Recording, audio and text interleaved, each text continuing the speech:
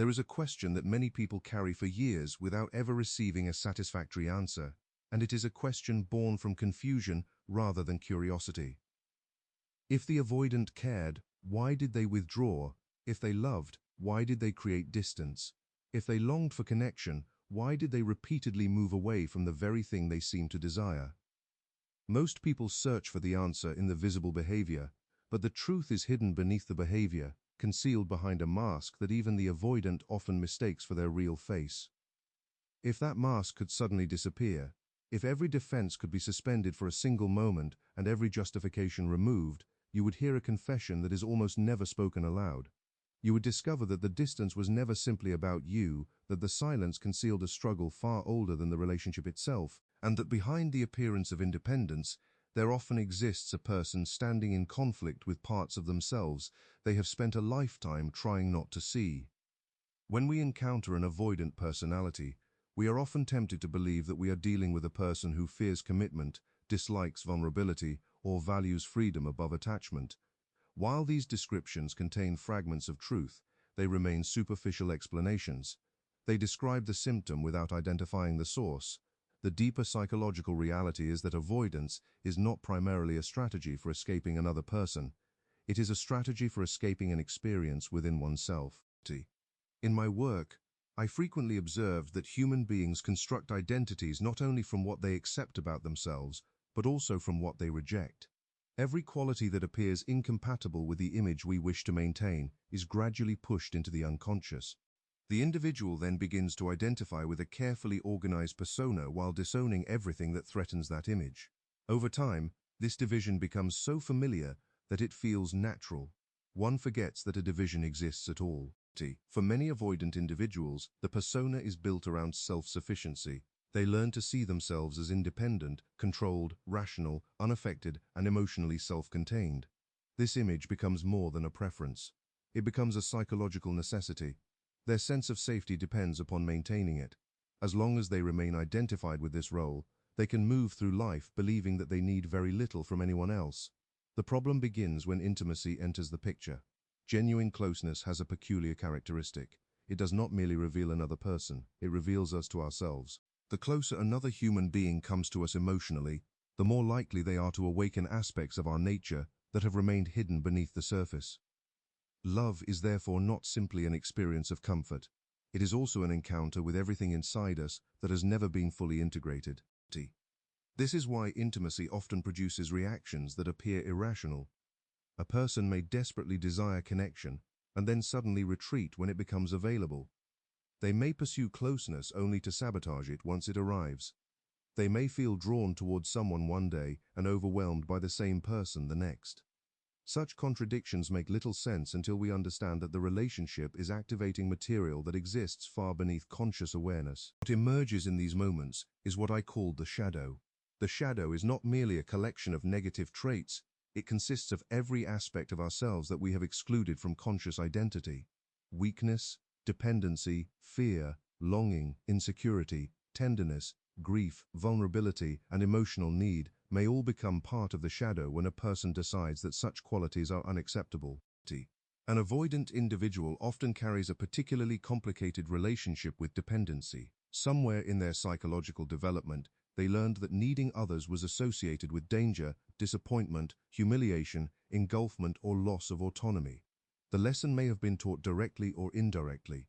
It may have emerged through criticism, inconsistency, emotional neglect, excessive control, or experiences in which vulnerability seemed to create pain rather than connection. Regardless of the specific circumstances, the psyche adapts. The adaptation initially appears intelligent. The individual learns to rely upon themselves. They become capable, independent, and resilient, yet every adaptation extracts a price. The price is that the rejected need does not disappear, it merely moves underground. What has been banished from consciousness continues to exist in the unconscious, where it accumulates emotional energy and waits for circumstances that might bring it back into awareness. This is why relationships become psychologically significant. They possess the power to awaken dormant material. When an avoidant begins to care deeply about another person, they are no longer confronting only the relationship itself. They are confronting the return of everything they worked so hard to keep hidden. The longing for closeness reappears. The desire to be understood emerges. The wish to depend upon someone begins to surface. At the same time, old fears awaken alongside these desires. The psyche then becomes divided against itself. One part moves toward connection because connection promises fulfillment. Another part moves away because intimacy threatens the structure upon which psychological safety has been built. The individual experiences both impulses simultaneously and often cannot fully understand either one. They simply feel tension, pressure, confusion, and an urge to create distance. From the outside, this withdrawal is often interpreted as indifference. From the inside, it is frequently experienced as self-protection. The avoidant tells themselves that they need space, that something feels wrong, that the relationship is becoming too intense, or that they have lost interest. Sometimes these explanations contain elements of truth. Often, however, they function as rationalizations for a deeper process occurring beneath awareness. The tragedy is that the avoidant rarely recognizes what is truly happening. They believe they are escaping another person, when they are actually escaping a confrontation with their own shadow. Every step away from intimacy temporarily restores the familiar identity they have spent years constructing. The tension decreases, the vulnerability subsides, the old sense of control returns, yet the underlying conflict remains unresolved, waiting patiently for the next relationship to activate it once again. This is why avoidance cannot be understood merely as a relationship pattern. It is a psychological structure. Beneath every withdrawal lies a hidden struggle between the conscious self and the rejected self. Until that struggle is recognized, intimacy will continue to feel dangerous, not because love itself is the threat, but because love possesses a remarkable ability to illuminate everything within us that has been left in darkness. If the avoidant were completely honest, the confession would not begin with what they feel about you. It would begin with what they fear about themselves. Most people imagine that avoidance is built upon a lack of emotion, yet the opposite is often closer to the truth. The avoidant personality survives by maintaining a particular image, and that image must remain intact at all costs. What appears from the outside as confidence, independence, or emotional control is frequently a carefully constructed mask designed to conceal experiences that feel dangerous to acknowledge. The great misunderstanding is that people see the mask and assume it is the person. In reality, the mask exists precisely because the person underneath does not feel as secure as they appear. The avoidant rarely says, "I am frightened." They rarely say, "I am overwhelmed." They rarely say, "I do not know how to handle how much I feel." Instead, they adopt identities that allow them to avoid those admissions. They become the one who needs no one, the one who never gets attached, the one who values freedom above all else, the one who can walk away without looking back. Over time, these stories become so familiar that they no longer feel like stories. They become the foundation of identity itself. Yet every mask contains a hidden confession. If they were honest, they might say, "The reason I insist that I need nobody is because needing someone feels far more frightening than being alone." This is one of the central paradoxes of avoidance. The avoidant does not fear isolation as much as they fear dependence. Solitude feels predictable. Dependence introduces uncertainty. The moment another person becomes emotionally significant, the possibility of loss appears. The possibility of disappointment appears. The possibility of rejection appears. Rather than tolerate these risks, the avoidant often convinces themselves that attachment itself is the problem. If they were honest, they might say, "I tell myself that closeness limits my freedom because it feels easier than admitting that closeness makes me vulnerable."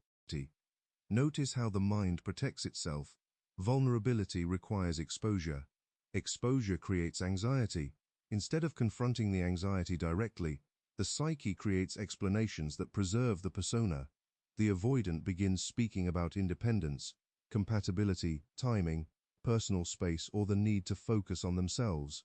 These explanations may contain elements of truth, but they often conceal a deeper reality. The real struggle is not with the relationship. The real struggle is with what the relationship awakens. If they were honest, they might say, "When you began to matter to me, I started feeling emotions I could no longer control." This is the confession that many avoidants never fully recognize. They are often comfortable when a connection remains distant, uncertain, or undefined. They can enjoy attraction. They can enjoy conversation. They can enjoy possibility. Difficulty begins when the relationship becomes emotionally real. Once genuine attachment emerges, the unconscious begins to activate. Old fears return. Old wounds reappear. The carefully managed self starts losing control over experiences it spent years suppressing. If they were honest, they might say, "I left because I felt too much, not because I felt too little." For those who have been on the receiving end of avoidance, this statement often sounds impossible. The behavior appears cold. The withdrawal appears detached. Yet psychology repeatedly demonstrates that outward behavior does not always reveal inner experience. Many avoidants retreat precisely when emotional intensity reaches a level they no longer know how to regulate. If they were honest, they might say, "The closer you came to me, the more I began seeing parts of myself I did not want to face." This brings us back to the shadow. Intimacy acts like a mirror. It reflects not only our strengths but also our insecurities, fears, and unmet needs. The avoidant often spends years avoiding these dimensions of the self. Then a meaningful relationship suddenly illuminates them. What follows is not merely discomfort. It is a confrontation with a version of themselves that contradicts their chosen identity. If they were honest, they might say, "I wanted your love, but I did not want what your love revealed about me." That sentence captures the hidden conflict at the heart of avoidance. The avoidant frequently desires connection. They enjoy being understood. They enjoy feeling valued. They enjoy the emotional nourishment that relationships provide. What becomes difficult is accepting the psychological exposure that accompanies genuine intimacy. To receive love deeply, one must allow oneself to be seen deeply. That requirement feels threatening to a personality organized around emotional self-protection. As a result, the avoidant develops subtle methods of maintaining distance while preserving connection. They keep one foot inside the relationship and one foot outside it. They remain emotionally present enough to receive affection, yet emotionally guarded enough to avoid complete vulnerability. This balancing act can continue for months or years.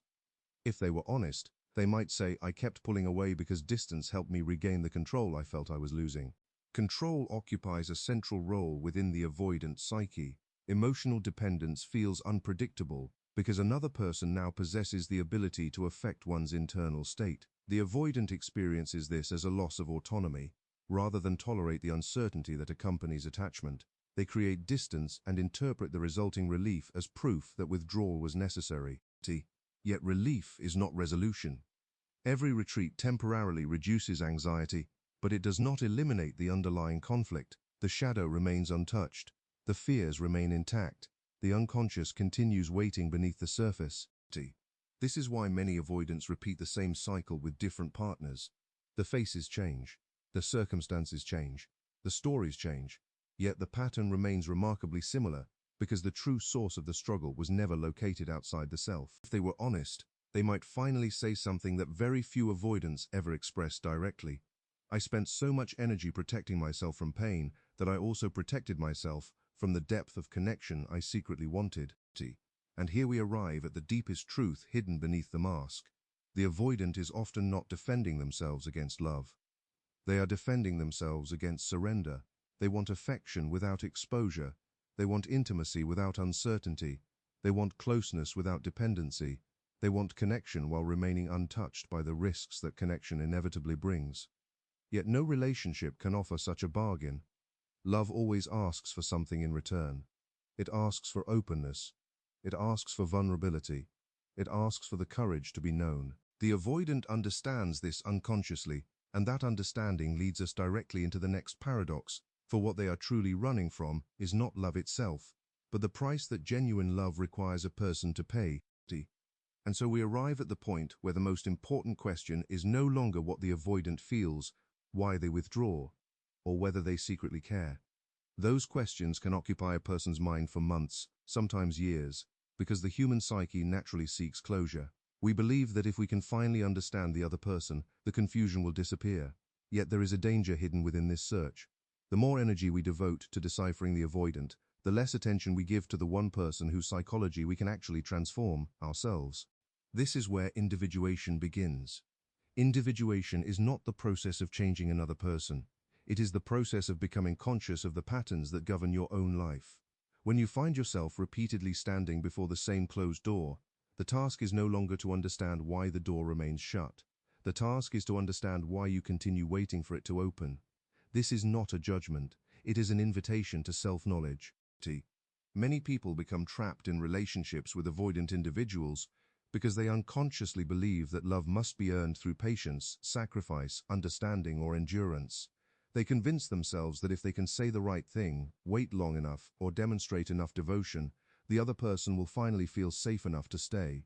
Yet this belief often conceals a deeper wound. It shifts your attention away from your own needs and toward the endless management of another person's fears. The truth is that healing does not begin when the avoidant changes. Healing begins when you stop organizing your emotional life around the possibility that they might. The moment you release the responsibility for their transformation, something remarkable happens. The energy that was once invested in pursuit returns to you. The questions become quieter. The obsession with understanding every mixed signal begins to fade. You stop measuring your worth by another person's capacity for intimacy. At that point, the avoidant is no longer the central figure in the story. You are. The relationship ceases to be a mystery that must be solved and becomes a mirror that reveals something important about your own journey. You begin asking different questions. Not why they ran, but why you abandoned yourself while chasing them. Not why they feared closeness, but whether you have learned to offer that closeness to yourself. This is the final lesson. Freedom is not found in finally understanding the avoidant. Freedom is found in no longer needing the avoidant to become different in order for your life to move forward.